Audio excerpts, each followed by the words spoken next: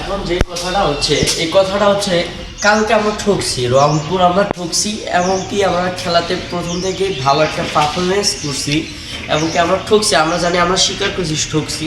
আর আগের ম্যাচগুলোও আমরা ভালোভাবেই জিতছি, কারণ আগের খেলাগুলো আমাদের খুব একটা ভালো ছিল।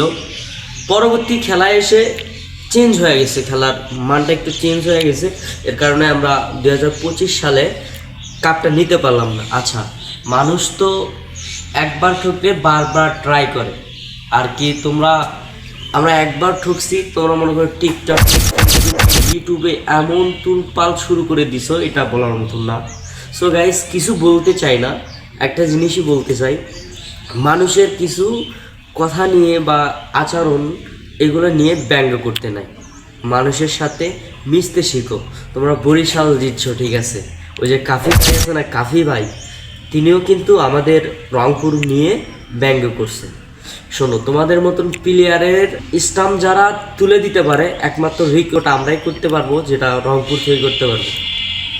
আমাদের কিন্তু বলাররা একদম স্টাম্প তুলে ফেলতেছে, আর কিছু বলতে চায় না। কাফি ভাই, আপনি মানুষকে নিয়ে ব্যঙ্গ করবেন না, আর হলো সবাইকে এক চোখে দেখবেন। হয়তো আপনার দল জিতছে, ভালো কথা, মানুষ জিততেই পারে। সবাই ভালো থাকবেন।